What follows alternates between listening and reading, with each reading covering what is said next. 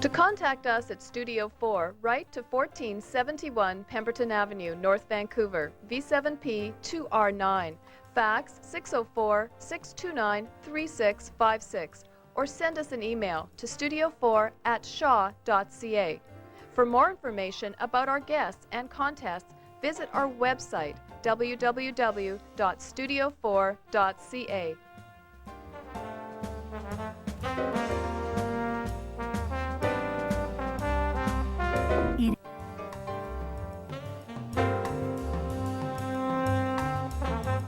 Chris Woods creates large-scale oil paintings that carry not-so-subtle messages. He uses his friends and mass-produced images of popular consumer culture as fodder for his amazing work. He pokes some big holes in our ideas about modern consumerism and hopes his paintings make us think about the way we live in and out of strip malls and SUVs. It is my pleasure to welcome Chris Woods to Studio 4 to tell us more. Morning. Thank you for having me, Fanny. Morning. So, why didn't I buy one of your paintings 10 years ago? What was I thinking? I don't know. Well, the irony is now I couldn't afford to buy one of my paintings if I had to, so it's we're both in the same boat, Exactly. I guess, in some ways. You went to art school briefly, I understand.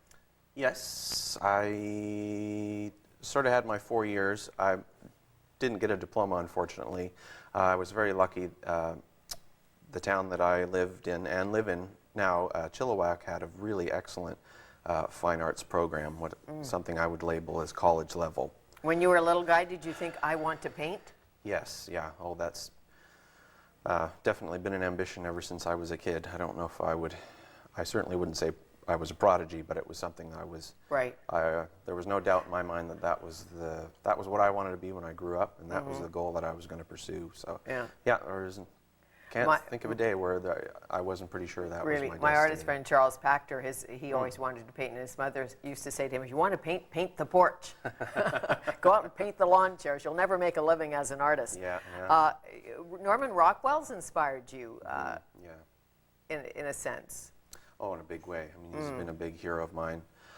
Really, as of the last few years, I think I've really come to understand his work a lot better than as a kid. You know, as I've developed artistically, I've just seen so many levels. Yeah, before Saturday Evening Post. Yeah, and I think a lot of people would sort of snicker and sort of say, oh, he's old-fashioned and he's a fuddy-duddy and he's, you know, outside of the realm of fine art and contemporary art. But he was, I mean, if you look at it in certain ways, his art was the most seen, and his art was the most 20th century in that it was reproduced on magazines and disseminated through the nation. You know, he wasn't seen in the traditional way an artists were seen, you know, by going to a gallery. He was sort of on the cutting edge of, you know, marketing himself. Like he was certainly very almost 20th, first century in that regard. But just the fact that he had a method of showing his work to the masses, in my mind, makes him a, you know, very contemporary sort of artist. And you didn't have to be an atomic scientist to get the message very often. With yours, it causes you to think more deeply, I have to say. Let's look at some. 5-star service, one of my favorites. What does it mean to you? Well, just personally, it just gave me the chance to dress up like George Patton, which is what the image is based on, the film Patton with George C. Scott. Yes, and that is you. Yes, yeah, I was. I spent some time trolling surplus stores to get the uniform, and I made all the medals that you see on there. And I mean, are they real military medals, or is there more to the story? The ribbons are based on U.S. military medals, so the Silver Star and the Purple Heart.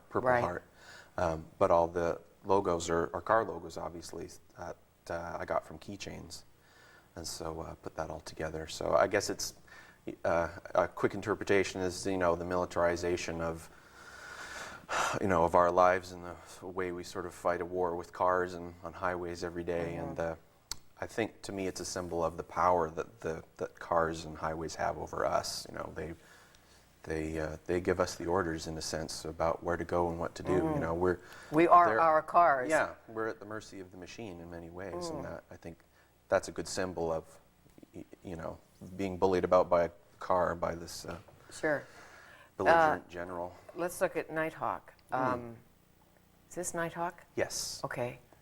Yeah, there's the car, the bow and arrow, the weapon. Yes. And the billboard, this is the billboard series, correct? Is it called the billboard series? There's only actually two in this show called Okay. Magic Hour that have billboards in them. So that piece, which is called Nighthawk, that is a mild allusion to Edward Hopper's painting Night Hawks.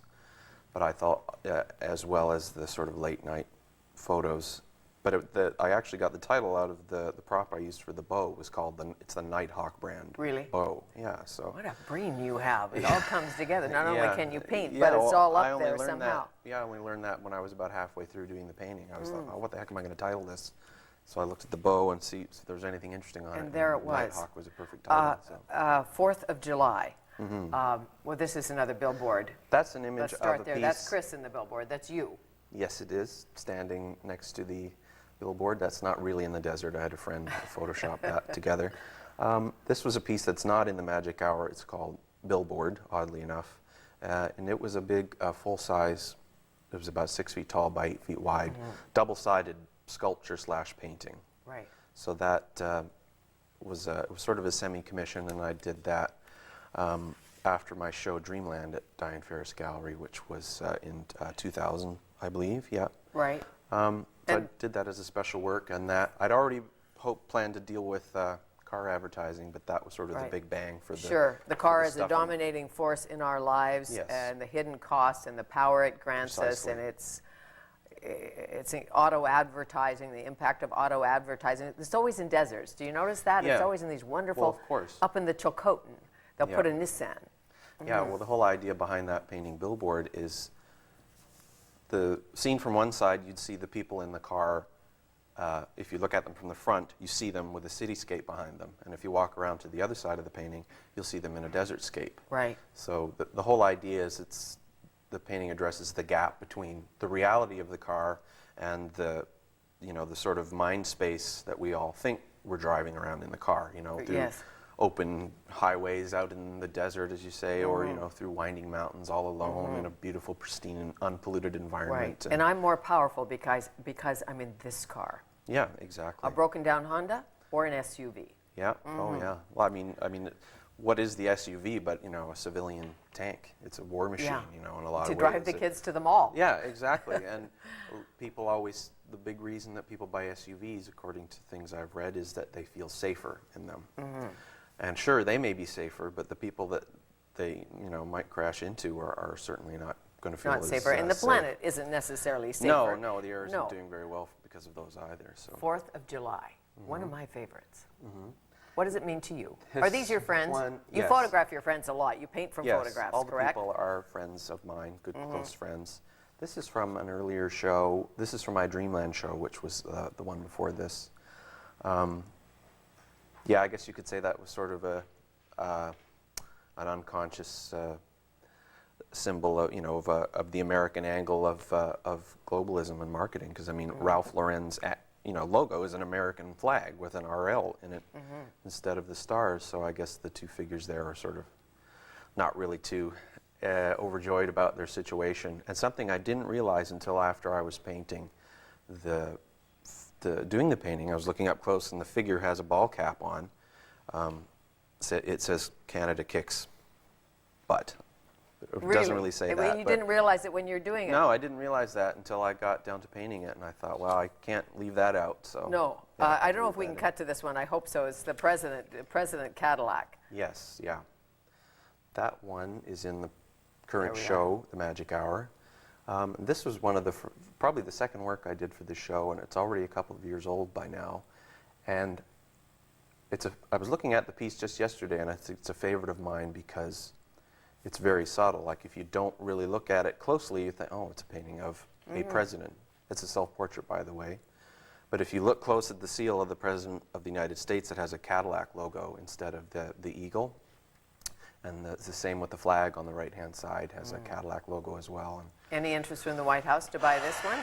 I don't think so. Not yet. No, not to What my about knowledge. corporations, McDonald's, some of the fast food outlets, Burger King? You use them in your work very Yes, often. yes. Krispy Kreme. Do you get a call ever from the corporate office saying, gee, we'd like that? Not too often, actually. It's pretty rare. If anything, they're sort of neutral about it. You know, I haven't really. A lot of people also ask me if I've ever had any legal problems. You know, did they send you a cease and desist letter and that sort of thing? But again, it's art. Yeah, I would hope that they realize that, and obviously they do. So, but it's a statement. You're not a revolutionary. I don't get that. No, no, that's certainly not my ambition to change the world. Definitely not.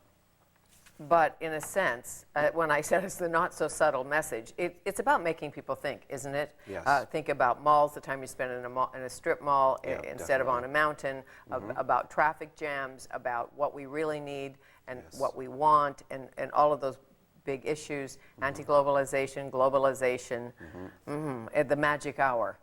But the magic hour means what? Isn't that a photographer's term, the magic hour? It's actually a photographer's term that's used a lot in car advertising.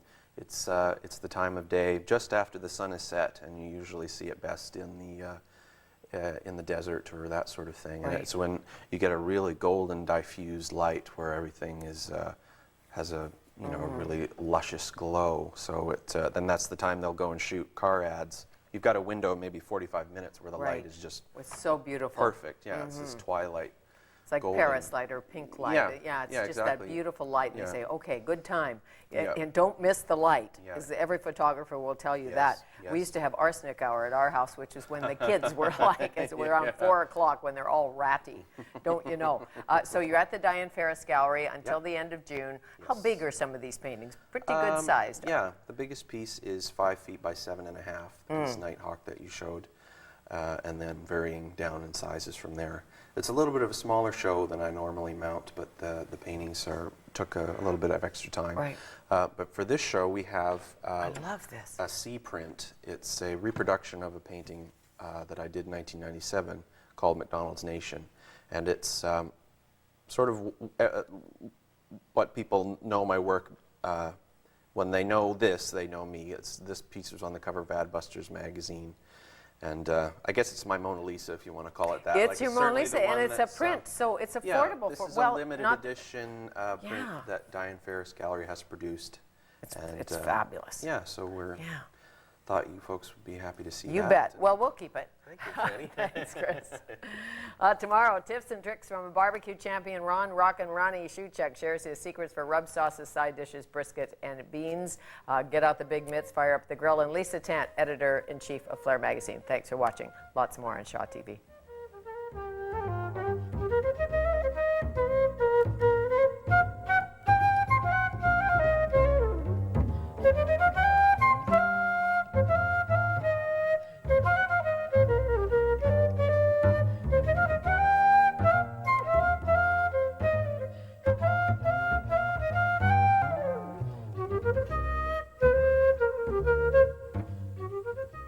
Welcome your call.